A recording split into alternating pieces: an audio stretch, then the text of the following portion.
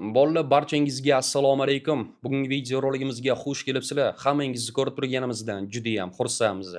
Bolalar bugungi videoroligimizda sizlar bilan birga strategiyalar haqida gaplashib olishga harakat qilamiz.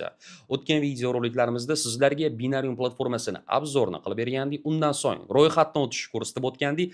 Pul solib, pul chiqarishni ham albatta o'rgatib o'tishga harakat qilgandik. Bugungi videoroligimizda esa sizlarga strategiyalar haqida va time frame grafiklar haqida oddiy tilda to'liq ma'lumotlarni yetkazib berishga harakat qilamiz. Bugungi videoroligimizni diqqat va e'tibor bilan oxirigacha kuzatadigan bo'lsanglar, trading bo'yicha bazaviy ma'lumotlarga ega bo'lgan holda Binarium platformasida birinchi bitimingizni ochishingiz mumkin bo'ladi.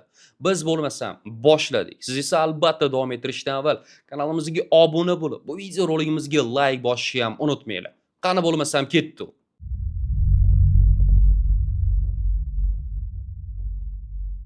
Bolalar barchangizga assalomu alaykum. Bugungi videoroligimizga xush kelibsizlar. Hammangizni ko'rib turganimizdan juda ham xursandmiz. Bolalar bugungi videoroligimizni cho'zib o'tirmaymiz. Qisqa lo'nda savdo qilish bo'yicha to'liq ma'lumotlarni berib o'tishga harakat qilamiz. Aynan bugungi videoroligimizni diqqat va e'tibor bilan oxirigacha ko'rib olganingizdan so'ng Binarium platformasi orqali birinchi foydali bitimingizni ochib yopishingiz mumkin bo'ladi. O'tgan videoroliklarimizda sizlarga Binarium platformasi haqida to'liq ma'lumotlarni berib o'tgandik. Ro'yxatdan o'tish ko'rsatib o'tgandik, shot to'ldirishi, pul yetishi sizlarga tushuntirib o'tgandik. Bugungi videoroligimizda esa savdo qilish uchun sizlarga to'liq ta'limni yetkazib berishga harakat qilamiz. Videorolik har doimgidek foydali va qiziqarli bo'lib o'tadi. Davom ettirishdan avval kanalimizga obuna bo'lib, bu videoroligimizga like bosishni ham unutmanglar. Biz bo'lmasam boshladik. Xo'p bolalar. Ro'yxatdan verifikatsiyadan o'tib olganingizdan so'ng sizlar xuddi shunaqa ko'rinishga ega bo'lasizlar va srazu tavsiyam grafik bilan ishlamoqchi bo'ladigan bo'lsanglar, analiz qilmoqchi bo'ladigan bo'lsanglar, Trading View grafikini ishlatganinglar ma'qulroq. Bu yerda instrumentlar ham ko'proq va oddiy qilib aytganda indikatorlar ham ancha kuchliroq hisoblanadi.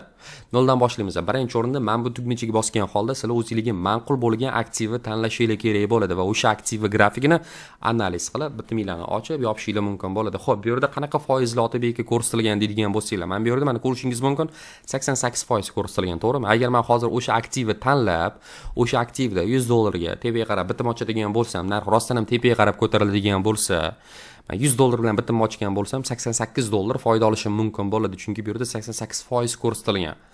Ammo kattaroq foizni tanlab, aynan men bu aktivda $100 ga qarab, tepaga qarab bitim ochadigan bo'lsam, narx rostdan ham men tarafga qarab ko'tariladigan bo'lsa, men o'sha $88 foyda olmayman, $92 foyda olaman. O'shaning uchun ham protsenti kattaroq bo'lgan aktivlarda savdo qilishga harakat qilinglar va protsenti kattaroq bo'lgan aktivlarni grafikini analiz qilishga urininglar. Tushuntira oldimmi bolalar? Noldan boshlaydigan bo'lsam, men bu yerda o'zingizga ma'qul bo'lgan aktivni tanlaysizlar. Bu bo'lim orqali sizlar o'zingizga ma'qul bo'lgan time frame o'rnatishingiz mumkin bo'ladi. Agar uzoq muddatga savdo bilan shug'ullanadigan bo'lsanglar, 1 soatlik time frame ishlatinglar. 10 minutga, 20 minutga, 30 minutga bitim ochadigan bo'lsanglar, 1 minutga bitim ochadigan bo'lsanglar, 2 minutlik, 5 minutlik time frame bemalol o'rnatgan holda grafikka analiz qilishingiz mumkin bo'ladi. Va bolalar, bu yerda har xil grafik turlari mavjud. Eng mashhurlaridan biri bu bizda lineyni grafik, buni ba'zi bir treyderlar zonni grafik deb ham atashadi. Ikkinchi o'rinda bu yapon shamlari hisoblanadi. Ammo tavsiyam faqatgina yapon shamlari orqali grafikka analiz qilishni o'rganinglar. Nimaga? Chunki bolalar, switch 3 ta elementdan iborat. Bu bizda tanasi, pastki soyasi va tepadagi soyasi hisoblanadi. Tanasi bizga kim kuchi ko'proqligini ko'rsatadigan bo'lsa, soyasi bizga bozorga qachon oluvchilar va qachon sotuvchilar kirayotganligini ko'rsatadi. Tanasi qizil bo'ladigan bo'lsa, demak, sotuvchilarning kuchi ko'proq, narx pastga qarab tushadi. Yashil bo'ladigan bo'lsa, demak, oluvchilarning kuchi ko'proq, narx tepaga qarab ko'tariladi. Masalan, mana bu nuqtani oladigan bo'lsak, ko'rishingiz mumkin. Narx birinchi marta tegdi, atkat bo'ldi. Ikkinchi marta tegdi, pastga qarab tushdi. Uchinchi marta tegdi, pastga qarab tushdi. To'rtinchi marta tegdi, pastga qarab atkat bo'ldi va 5-marta narx o'sha liniyamizga yaqinlashadigan bo'lsa, katta ehtimol bilan selga qarab bitimni ochsak ham bo'ladi va switchani soyalariga ahamiyat beringlar. Mana aynan men bu soyalar bizga sotuvchilar kirayotganligini ko'rsatyapti bolalar. Narx ham o'ringa tekkan, ham switchani tepasida katta soyalar mavjud. Aynan o'sha soyalar bizga oluvchilar kirayotganligini ko'rsatyapti va narx pastga ketishini oldindan taxmin qilishimiz mumkin bo'ladi. Tushuntira oldimmi? Bu bo'lim orqali sizlar o'zingizga ma'qul bo'lgan indikator o'rnatishingiz mumkin bo'ladi. Juda ham ko'p va har xil indikatorlar mavjud. O'zingizga ma'qul bo'lgan indikatorni bemalol o'rnatishingiz mumkin. Bu bo'lim orqali esa biz o'zimizga ma'qul kelgan instrumentlarni o'rnatishimiz mumkin. kelinglar bazadan boshlaydigan bo'lsak, bu sohaga kirib, savdoni endi boshlayotgan bo'lsanglar, birinchi bo'lib bazadan boshlaylar, ya'ni texnik instrumentlardan. Mana deylik, kelinglar hozirgi holatni analiz qiladigan bo'lsak, mana bu yerda biz yaxshi tushuvchi trend liniyasini ko'rishimiz mumkin.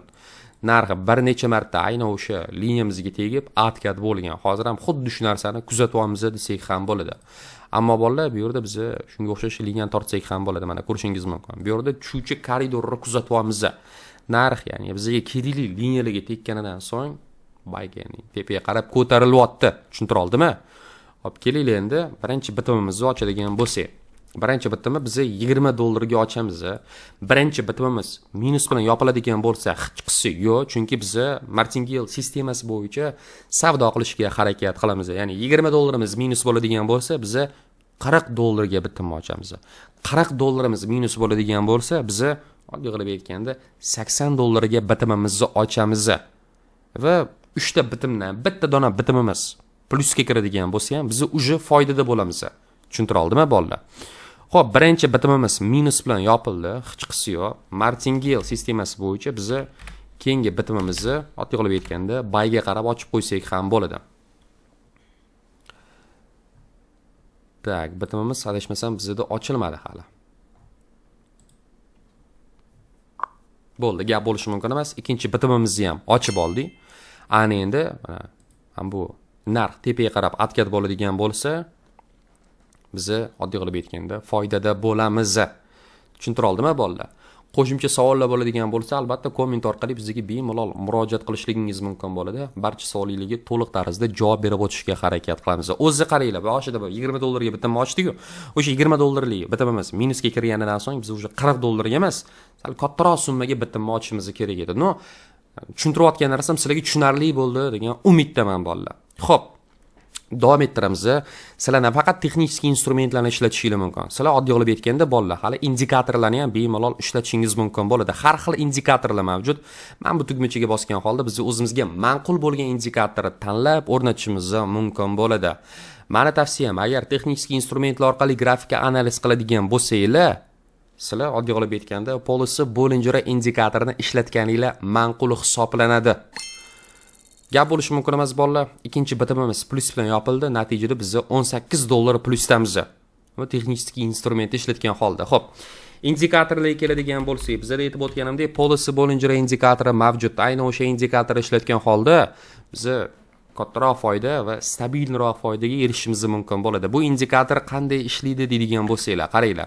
Indikatorda bizda pastdagi liniyasi mavjud va tepadagi liniyasi mavjud. Mana bu o'rtadagi liniyasiga ahamiyat bermasanglar ham bo'ladi. Narx tepadagi liniyasiga tegadigan bo'lsa, biz pastga qarab, ya'ni sellga qarab bitim ochishimiz kerak bo'ladi. Narx pastdagi liniyasiga tegadigan bo'lsa, indikator biz bayga qarab bitim ochishimiz kerak bo'ladi. Oddiy qilib aytganda bu indikatorni xuddi shunaqa ishlatamiz bolalar. Ammo bu indikatorni bir o'zini hech qachon ishlatmaydi. Indikatorni bir o'zini ishlatgan holda bozorda savdo qiladigan bo'lsangiz, katta ehtimol bilan balansinglarni yo'qotgan holda depozitlarni sliv qilib olasizlar. Sizlar birinchi o'rinda bazani ishlatinglar. Ya'ni biz yaxshi уровень поддержканы topib oldik. Narx ham уровень поддержкаga tegyapti, ham oddiy qilib aytganda indikatorimizni pastdagi liniyasiga tegyapti. O'shandagina biz bitimimizni ochishimiz mumkin bo'ladi. Ya'ni ikkita 3 ta instrument bir xil tarafga qarab signal beradigan bo'lsagina, o'shanda bitimimizni ochishimiz kerak bo'ladi. Xo'p, tushuntira oldimmi? Qiyin joyi yo'q menimcha. Keyingi bitimni ham ochib oldi. O'zi keyingi bitimni pastrog'ida ochishimiz kerak edi, ammo bizda internet ozgina slabroq, o'shaning uchun ochgan bitimimiz joyida srazu ochilmayapti. Xo'p, bu bitimni yopilishini kutamiz. Bitimimiz plusga yopiladigan bo'lsa, shu darslikka hamma joyda bitirsak ham bo'ladi. Barcha ma'lumotlarni sizlarga oddiy tilda tushuntirib o'tishga harakat qildik. Qo'shimcha savolinglar bo'ladigan bo'lsa, albatta kommentda shu savolinglarni qoldirib qo'yishingiz mumkin bo'ladi. Tak, kutamiz bitimni yopilishini. Eng qizig'i bolalar, bu oxirida ham pastga qarab atkat bo'lgan holda bu bitimimizni minusga olib borishligi ham mumkin. No, yo'q, bu bitimimiz ham foyda bilan yopildi. Natijada oddiy qilib aytganda biz hozir 2 minut ichida $27 foydaga erishdik. Tushuntira oldimmi bolalar? Xo'p, bugungi video roligimizni shu joyda bitirsak ham bo'ladi. Qo'shimcha savol-javoblar bo'ladigan bo'lsa, albatta bizga komment orqali murojaat qilinglar. Barcha savollaringizga to'liq tarzda javob berib o'tamiz. Va bolalar, shotinglarni binarium orqali endi to'ldirayotgan bo'lsanglar, hali avval depozit qilmagan bo'lsanglar, Videoroligimiz opisiyaniyasida promokod qoldiramiz. Kamilov promokodi. Agar shotinglarni $100 ga to'ldirayotgan bo'lsanglar, bizning promokodimizga kiritadigan bo'lsanglar, shotinglarga $100 emas, $200 pul tushadi. Shotinglarni $1000 ga to'ldirayotgan bo'lsanglar, bizning promokodni kiritinglar, shotinglarga $1000 emas, $2000 pul tushadi va natijada kattaroq summa bilan komfortli savdo qilishligingiz mumkin bo'ladi. Barchangizga xayr bo'lsin, sog' bo'linglar, charchamanglar. Keyingi videoroliklarimizda ko'rishguncha